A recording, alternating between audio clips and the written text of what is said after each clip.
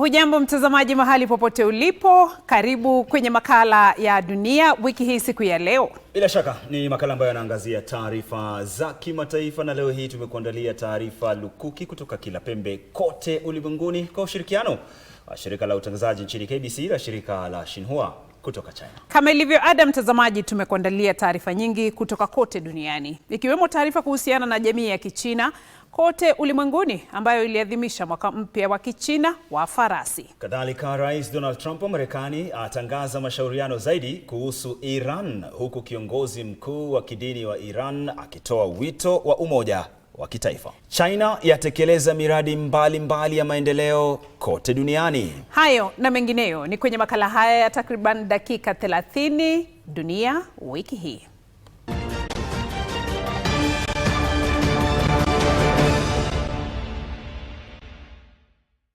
Karibu mtazamaji kwenye makala ya leo. Mimi naitwa Beatrice Gatonyangetich. Karibu sana. Mimi ni Isaac Lemoka.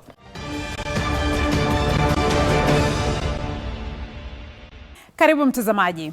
Raia wa Kichina kote duniani walisherehekea mwaka mpya wa Kichina wa farasi kwa mbwembwe za kipekee, huku China ikisifiwa kutokana na usaidizi wake kwa sehemu mbalimbali duniani. I extend my gratitude to China and the Chinese people for championing the cause of multilateralism and global solidarity. Katibu mkuu wa Umoja wa Mataifa Antonio Guterres alipeleka risala zake za heri ya mwaka mpya wa Kichina kwa raia wa China, huku akishukuru nchi hiyo kwa kuunga mkono ushirikiano wa kimataifa na umoja duniani. Aliyesema hayo kwenye ujumbe wa video uliopeperushwa wakati wa sherehe ya majira ya kuchipua iliyoandaliwa na ujumbe wa kudumu wa China kwa Umoja wa Mataifa. Fu alisema kuwa China inayochochewa na farasi anayefahamika kwa ujasiri, umoja na ustahimilivu, na hivyo iko tayari kushirikiana na nchi zote kuunga mkono juhudi za Umoja wa Mataifa kushughulikia kwa pamoja changamoto duniani na kujenga jamii yenye hatima moja.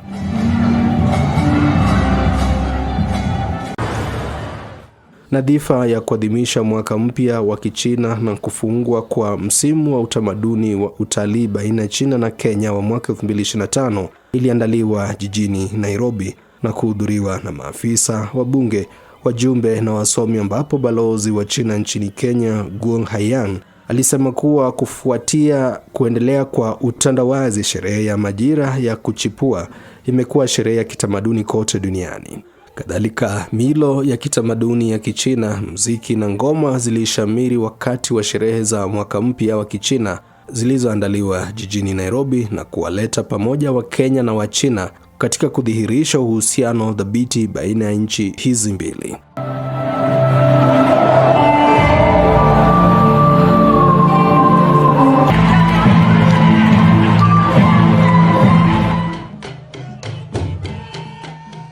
Uganda ilizindua mwaka wa China na ujumbe wa mabadilishano baina ya raia wa nchi hizo mbili katika jiji kuu Kampala, wakati wa hafla iliyoandaliwa kusherehekea mwaka mpya wa Kichina. Mkuu wa shughuli katika ubalozi wa China nchini Uganda, Fan Zhengsheng, alisema kuwa sherehe hiyo ndiyo muhimu zaidi ya kitamaduni kwa raia wa China. Na maonyesho ya kimataifa ya kusherehekea milo na tamaduni za Kichina yaliandaliwa katika eneo la Chongqing, kusini magharibi mwa China. Na sherehe za kuadhimisha mwaka mpya wa Kichina na farasi ziliandaliwa jijini Cairo, Misri, kwa vyakula, sanaa na tamasha, ambapo yamkini raia 1000 wa Misri na zaidi ya raia 200 wa China walihudhuria. Ali El-Hefni, ambaye ni naibu mwenyekiti wa muungano wa urafiki baina ya Misri na China, alisema amefurahia kusherehekea pamoja na jamii ya Kichina nchini Misri na kuzungumzia uhusiano wa muda mrefu baina ya raia wa nchi hizo mbili. Sherehe hizo ziliandaliwa nchini Zimbabwe, Nigeria, Jordan, Myanmar na maeneo mengine kote duniani.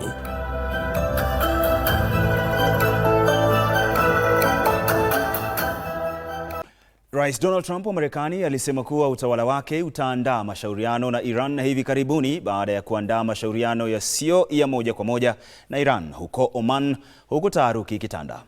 We likewise had very good talks on Iran Trump alisema kuwa ni dhahiri kwamba Iran inataka kuafikia mkataba, akionya kuwa iwapo nchi hiyo itakosa kuafikia mkataba kuhusiana na mpango wake wa kinuklia itachukuliwa hatua kali. Mjumbe maalum wa rais wa Marekani Steve Witkoff, mwanamkwe wa Trump Jared Kushner na kamanda wa kikosi cha Marekani katika eneo la Mashariki ya Kati Admiral Brad Cooper walishiriki kwenye mashauriano hayo huko Oman kuhusu Iran, kwa mjibu wa ripoti za vyombo vya habari. Kwingineko, kiongozi mkuu wa kidini wa Iran Ali Khamenei aliwahimiza raia wa nchi hiyo wadhihirishe umoja kabla ya sherehe za maadhimisho ya miaka 47 tangu mageuzi ya Kiislamu ya mwaka 1979, huku taharuki ikitanda baina nchi hiyo na Marekani. Hotuba hiyo ilijiri baada ya kipindi cha taharuki na Marekani iliyochochewa na hatua ya Marekani ya kuwapeleka wanajeshi wake katika eneo la Mashariki ya Kati na vitisho dhidi ya Iran. Licha ya mashauriano hayo yasiyo ya moja kwa moja kuhusu mpango wa kinuklia baina ya jumbe za Iran na Marekani jijini Muscat, Oman, kungali na mpango mkubwa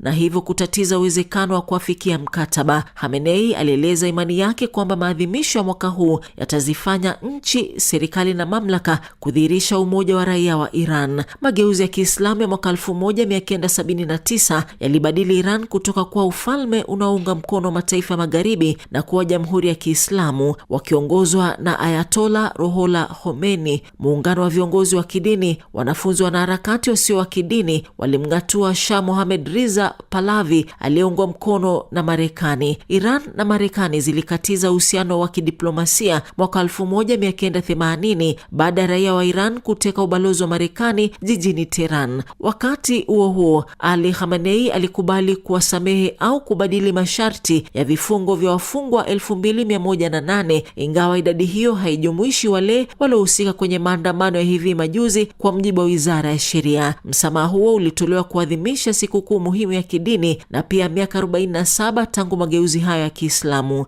Maandamano yalizuka kote nchini Iran mwezi uliopita kulalamikia hali ya kiuchumi, ila yakachukua mwelekeo wa kisiasa na kuzua ghasia zilizosababisha majeruhi na uharibifu mkubwa wa mali ya umma, misikiti, majengo ya serikali na benki. Na Dunia Wiki Hii, jina langu ni Millicent Kubai. Iran ilionya kwamba ziara ya waziri mkuu wa Israel Benjamin Netanyahu nchini Marekani ni jaribio la kutatiza mashauriano yaliyoanzishwa hivi majuzi kuhusu mpango wa kinuklia baina ya Iran na Marekani.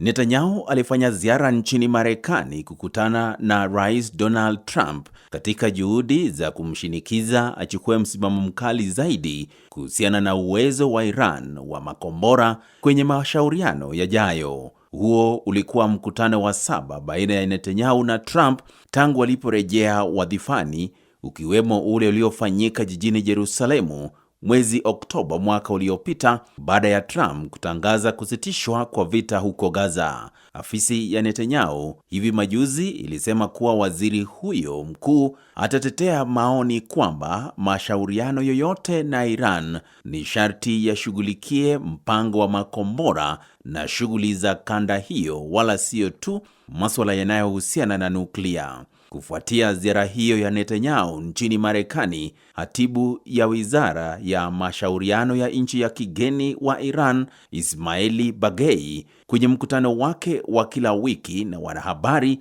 alisema kuwa Israeli imekuwa chanzo kikuu cha utovu wa usalama na changamoto za kiusalama katika kanda hiyo, na kwamba huwa inapinga mchakato wowote wa kidiplomasia utakaorejesha amani na utulivu katika kanda hiyo. Bagei alisema kuwa Iran imedhihirisha nia yake njema kwenye mashauriano na inataka iondolewe vikwazo haramu. Wakati huo huo, Ali Larijani ambaye ni katibu wa Baraza Kuu la Usalama wa Kitaifa nchini Iran alizuru Oman na kushauriana na Sultan Haitham bin Tariq Al Said, ambapo walijadili hali inayojiri kuhusiana na mashauriano baina ya Iran na Marekani na mbinu za kuafikia mkataba wenye usawa baina ya pande hizo mbili. Dunia Wiki Hii, mimi ni Luke Agunga.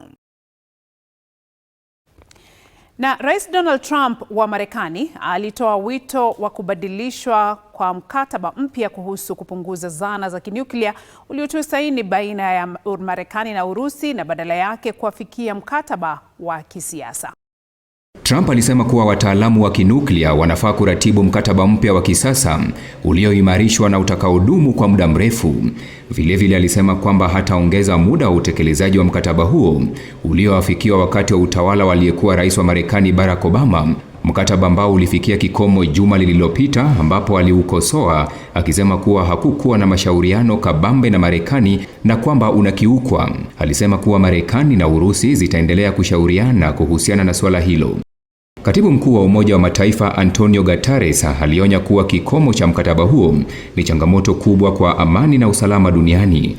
Nikiripotia Dunia Wiki Hii kwenye runinga ya KBC Channel 1, jina langu ni Odalo Fred Ouma.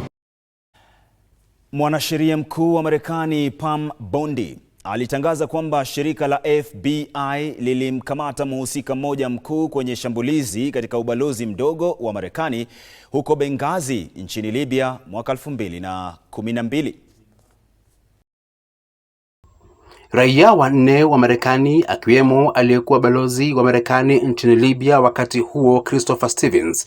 Mwanasheria huyo mkuu pia alisema kuwa mshukiwa huyo alihamishwa nchini Marekani na kwamba aliwasili kwenye kituo cha kijeshi cha Andrews huko Maryland. Mshukiwa huyo atakabiliwa na mashtaka yanayohusiana na mauaji, ugaidi na uteketezaji mali. Kundi moja la wanamgambo liitwalo Ansar al-Sharia nalohusishwa na Lela al-Qaeda lilishambulia ubalozi huo mdogo wa Marekani huko Benghazi tarehe 11 mwezi Septemba mwaka 2012 na kumua balozi huyo na maafisa wengine 3 wa Marekani. Washukiwa wengine 2 walikamatwa awali na kushtakiwa nchini Marekani kutokana na majukumu waliotekeleza kwenye shambulizi hilo. Shambulizi hilo huko Benghazi lilotekelezwa wakati Hillary Clinton alipokuwa waziri wa mashauri ya nchi za kigeni lilikuwa swala muhimu wakati wa uchaguzi wa urais wa Marekani mwaka 2016, kwani lilitumia kukosoa rekodi na uaminifu wa Clinton kama mgombea urais. Tom Madhenji, Dunia Wiki Hii. Lebanon na Syria zilitia saini mkataba jijini Beirut kuwahamasisha wafungwa wa Syria waliopatikana na hatia kutoka kwenye magereza nchini Lebanon hadi Syria, ambapo awali mkataba huo utawahusisha takriban wafungwa 300 kwa mujibu wa shirika rasmi la habari la NA nchini Lebanon. Mkataba huo uliotiwa saini baina ya maafisa wakuu nchini Lebanon na ujumbe kutoka Syria, akiwemo mkuu wa masuala ya kisheria Mazra Al-Wais, mbele ya waziri mkuu wa Lebanon Naaf Salam, utawawezesha wafungwa watakaohamishwa kuhudumu muda uliosalia wa kifungo vyao nchini Syria, kwa mujibu wa shirika la habari la NNA. Naibu waziri mkuu wa Lebanon Tarek Mitri alisema kuwa mkataba huo ulitokana na juhudi za miezi kadhaa za pamoja za majaji na wataalamu kutoka nchi hizo mbili na kudhihirisha azma ya pamoja ya kisiasa kuambatana na hali ya kuaminiana na kuheshimiana, kwa mujibu wa shirika la NNA. Mitri alielezea kuwa wafungwa wanaohamishwa ni wale ambao tayari wamehudumu kifungo kwa takribani miaka 10. Mchakato tofauti wa kisheria utawashughulikia wafungwa ambao hawajajumuishwa kwenye mkataba huo ili kuratibu mpango wa kushughulikia kesi zao kuambatana na kanuni za kisheria zilizoko, kwa mujibu wa shirika la NNA. Na mtazamaji, kwa taarifa hiyo tunaelekea kwenye mapumziko. Usiende mbali, maana Dunia Wiki Hii kirejea bado tuna awamu ya pili ambapo utapokea taarifa za kimataifa kutoka pembe nyingine ulimwenguni.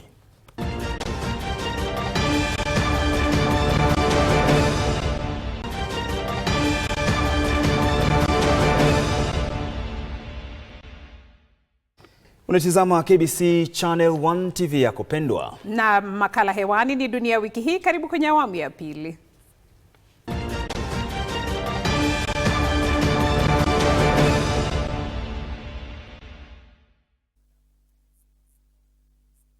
Na Rais Isaac Herzog wa Israel alifanya ziara ya siku 4 nchini Australia kuiunga mkono jamii ya Kiyahudi kufuatia shambulizi la kigaidi kwenye ufuo wa Bondi mwezi Disemba mwaka uliopita, ingawa pia imezua utata kutokana na sera za Israel kuhusiana na Wapalestina.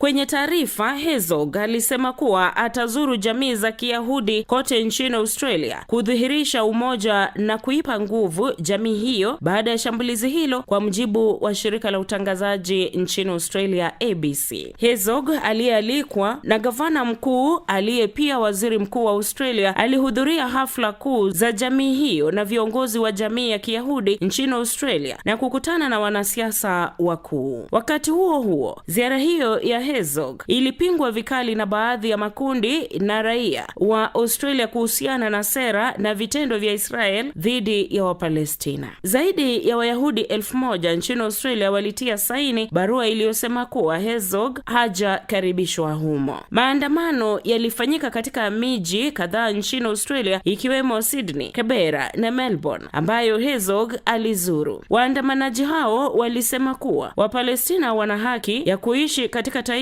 na jamii ambapo raia hawauliwi kiholela, na hivyo wanaunga mkono uhuru wa Wapalestina. Mnamo tarehe 14 mwezi Disemba, shambulizi la ufyatuaji risasi lilitekelezwa wakati wa sherehe ya sikukuu ya Kiyahudi kwenye ufugo wa Bondi jijini Sydney. Lilisababisha vifo vya watu 16 akiwemo mmoja wa washukiwa wawili wa shambulizi hilo. Serikali ya Australia ilisema kuwa shambulizi hilo lilikuwa kitendo cha kigaidi lililochochewa na itikadi za kundi la kigaidi la Islamic State. Dunia Wiki Hii, jina langu Koli Kwendo.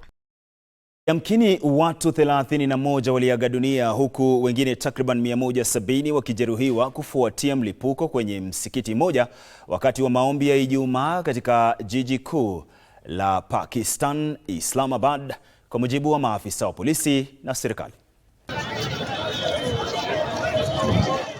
Akithibitisha idadi ya waathiriwa, naibu kamishna wa Islamabad Irfan Nawaz Memon alisema kuwa mlipuko huo ulitokea kwenye msikiti wa Kishia katika eneo la Shahzad jijini Islamabad, ambapo maafisa walitangaza hali ya dharura kwenye hospitali zote kuu katika eneo hilo.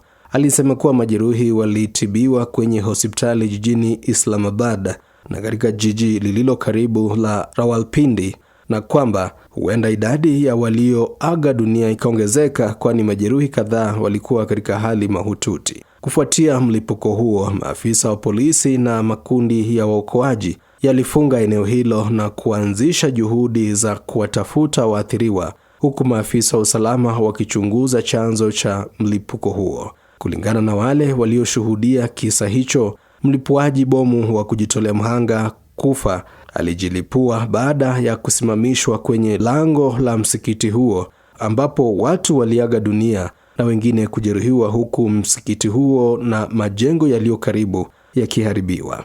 Usalama ulimarishwa kote katika jiji hilo kuu baada ya kisa hicho. Hakuna mtu au kundi lolote lililodai mara moja kuhusika kwenye shambulizi hilo, ingawa wanamgambo wakiwemo wale wa Taliban na Islamic State huhusika mara kwa mara kwenye mashambulizi dhidi ya raia na vikosi vya usalama nchini humo. Akishtumu shambulizi hilo, waziri mkuu wa Pakistan Shehbaz Sharif alielezea huzuni yake kuhusiana na vifo vilivyotokana na mlipuko huo, huku akipeleka rambirambi zake kwa familia za waathiriwa.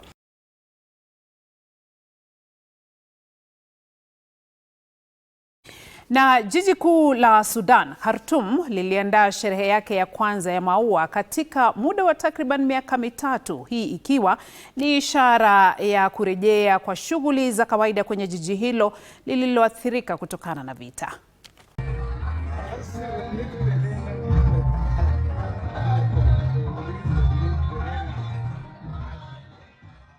Hafla hiyo ya wiki moja ndiyo maonyesho makubwa zaidi ya bidhaa za mboga na matunda na maua kuwahi kuandaliwa katika jiji hilo kuu tangu mapigano yalipozuka mwezi Aprili mwaka 2023. Zaidi ya kampuni na wazalishaji bidhaa 150 kutoka kote nchini Sudan walishiriki katika maonyesho hayo ya maua, mbegu, miti ya matunda na urembeshaji mandhari. Waandalizi walisema kuwa baadhi ya mimea inaonyeshwa hadharani kwa mara ya kwanza. Eneo la maonyesho hayo lilirembeshwa kwa maua ya rangi nyekundu, manjano na zambarau kwenye vijia vya kijani na vitaru. Mimea inayotoa maua iling'ing'inia kwenye vikapu au kuwekwa kwenye viungi kudhihirisha utamaduni wa eneo hilo. Licha ya uhaba wa rasilimali, waandalizi waliangazia kuonyesha uzuri wa kimaumbile kama dhihirisho la ustahimilivu. Abubakar Al-Tayeb ambaye ni mkurugenzi mkuu wa mali asili na misitu katika Wizara ya Kilimo alisema kuwa hiyo ni sherehe ya kwanza tangu jiji la Khartoum lilipokombolewa kutoka kwa wanamgambo. Umati mkubwa wa familia, vijana na wazee walitizama bidhaa zilizowasilishwa huku wapiga picha na kufahamishwa kuhusu njia za kutunza mimea. Sherehe hiyo iliandaliwa na kampuni ya Marina karibu na barabara ya Nile jijini humo. Waandalizi walisema kuwa lengo ni kuwaunga mkono wazalishaji bidhaa na kuimarisha uchumi unaohifadhi mazingira na pia kurejesha maisha ya kawaida ya umma. Sherehe hiyo iliandaliwa huku jiji la Khartoum likirejelea taratibu shughuli za kiuchumi na kijamii baada ya muundo msingi na shughuli za kila siku kuvurugwa na vita. Ingawa kungali na ishara za uharibifu mkubwa, rangi, maua na umati wa watu unadhihirisha kurejea kwa hali ya kawaida. Kulingana na shirika la kimataifa kuhusu uhamiaji, yamkini watu milioni 1.4 wamerejea jijini Khartoum. Serikali ya Sudan ilirejesha makao yake makuu katika jiji hilo kuu mwezi Januari. Mnamo mwezi Mei mwaka uliopita, jeshi lilisema kuwa lilikomboa na kudhibiti kikamilifu jimbo la Khartoum baada ya mapigano yaliyodumu kwa zaidi ya miaka miwili. Sudan imekumbwa na mzozo tangu mwezi Aprili mwaka 2023 huku makabiliano baina ya jeshi la Sudan na kundi la waasi la Rapid Support Forces vikisababisha vifo vya maelfu ya watu huku mamilioni ya wengine wakipoteza makazi. Na Dunia Wiki Hii, mimi ni Millicent Kubai. Na mahakama kuu ya eneo maalum la kiutawala la Hong Kong ilimhukumu Jimmy Lai aliyeanzisha maandamano dhidi ya China huko Hong Kong kifungo cha miaka 20 gerezani. Lai alipatikana na hatia mwezi Disemba na mahakama kuu ya Hong Kong kuhusiana na mashtaka mawili ya kupanga njama kushirikiana na watu kutoka nje na shtaka jingine la kupanga njama ya kuchapisha makala za uasi. Kesi dhidi ya Lai ilianza kusikizwa tarehe 12 mwezi Januari na kuhitimishwa tarehe 13 mwezi huo huo. Washtakiwa kwenye kesi hiyo iliyohusisha usalama wa kitaifa walijumuisha Lai, kampuni ya Apple Daily Limited, kampuni ya uchapishaji ya Apple Daily Printing Limited na ile ya kimtandao ya Apple Daily Internet Limited, wote wakikabiliwa na mashtaka ya kupanga njama kuchapisha makala ya uasi na njama ya kushirikiana na watu kutoka nje. Vilevile Lai alikabiliwa na shtaka jingine la kupanga njama ya kushirikiana na watu kutoka nje. Kesi hiyo ilianza rasmi tarehe 18 mwezi Disemba mwaka 2023 na imesikizwa na majaji watatu walioteuliwa kuambatana na sheria ya usalama wa kitaifa huko Hong Kong. Nikiripotia Dunia Wiki Hii kwenye runinga ya KBC Channel 1, jina langu ni Odalo Fred Ouma. Na makamu wa rais wa Ghana Jane Nana Opoku Agyemang alilihimiza bara Afrika kutathmini upya swala la mipaka kama hatua ya kulihusisha bara zima na rasilimali. Opoku Agyemang akizungumza wakati wa ufunguzi wa makala ya mwaka huu ya mashauriano kuhusu ustawi barani Afrika, alisema kuwa bara lililoungana zaidi ni muhimu katika kuwafikia maono ya biashara na utangamano wa kiuchumi. Agyemang alisema kuwa eneo huru la kibiashara barani humo lenye idadi ya zaidi ya watu bilioni 1.3 ni fursa ya kihistoria kwa bara hili katika sekta za biashara na ustawi wa kiuchumi. Alisifu juhudi endelevu ushirikishi na uongozi dhabiti wa Muungano wa Afrika katika kuimarisha juhudi za utangamano wa bara hili, ustawi wa viwanda na usawi wa kiuchumi. Kadhalika alitoa wito wa ufadhili zaidi kwa biashara ndogondogo na zile za kadri, wanawake katika biashara na vijana ambao ni nguzo muhimu ya shughuli za kiuchumi na kibiashara barani humu. Mashauriano hayo huandaliwa kila mwaka na Shirika la Ustawi barani Afrika. Maudhui ya makala ya mwaka huu ni kuzipa uwezo biashara ndogondogo na zile za kadri, wanawake na vijana katika soko moja la bara Afrika. Buni, shirikiana na tekeleza biashara. Dunia wiki hii. Jina langu ni Koli Kwendo. Sasa tuangazie mchango wa China na mataifa mbalimbali ya duniani, ambapo China imeendeleza uhusiano na nchi mbalimbali ukiwemo ule wa kimatibabu, kiteknolojia, mawasiliano, elimu, muundo msingi, biashara, viwanda na mwingineo unaonufaisha pande zote husika kama hivi. Ushirikiano katika ustawi wa kawi safi baina ya China na Ethiopia unaendelea kuimarika, huku nchi hiyo ya Afrika Mashariki ikizindua awamu ya kwanza ya kiwanda cha Asia cha uzalishaji kawi kutokana na upepo katika eneo lake la Somali, kwa mujibu wa wataalamu wa kawi nchini humo. Samson Tadese, ambaye ni meneja wa mradi huo, alisema kuwa kampuni za Kichina zimekuwa washirika muhimu kwa Ethiopia kupitia kufadhili na kujenga miradi ya ustawi wa kawi safi, hasa viwanda vya uzalishaji kawi kutokana na upepo.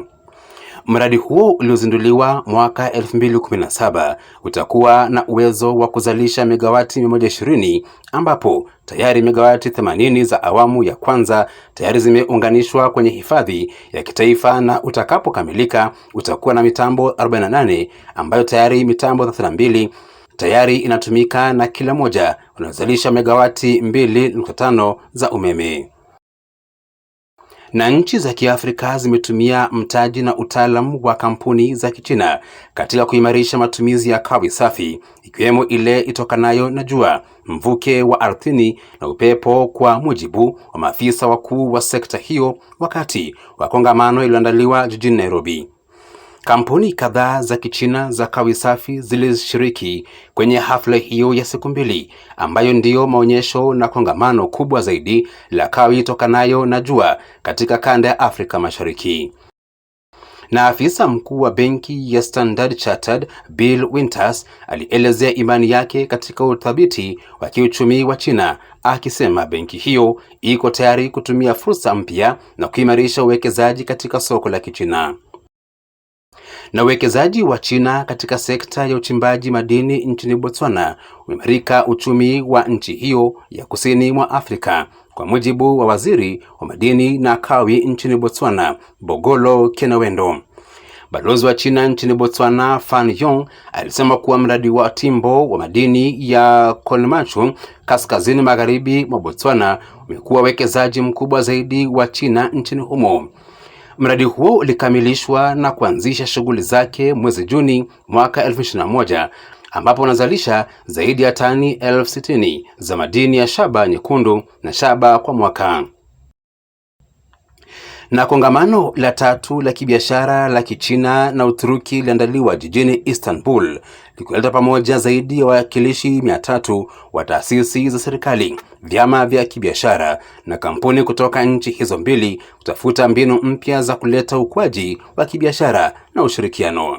Waziri wa biashara wa Uturuki, Omer Bolat, alisifu fanisi katika uhusiano wa kiuchumi na kibiashara baina ya nchi hizo mbili, akisema kuwa China ni miongoni mwa washirika wakuu wa kibiashara na Uturuki. Alisema kuwa mpango wa biashara na muundo msingi uliopendekezwa na China umekuwa mbinu muhimu ya ushirikiano wa Uturuki na China katika uchukuzi na uunganishaji, na kwamba Uturuki inakaribisha uwekezaji zaidi wa China na kuhimiza kampuni za Uturuki kuwekeza katika soko la Kichina. Tom Madhenji, Dunia Wiki Hii. Na mtazamaji, taarifa hiyo inatutamatishia makala yetu ya leo. Tunatumai kwamba umeweza kumakinika na taarifa ambazo tumekuandalia hivi leo. Bila shaka ni Papa Hapa pekee ambapo unapokea taarifa za kimataifa, taarifa za kusisimua, taarifa ambazo zinakuhusu wewe sana kutoka kila pembe kote ulimwenguni. Hadi wiki ijayo, tunasema asante sana kwa niaba ya shirika la KBC Channel 1 na shirika la Shinua kutoka China.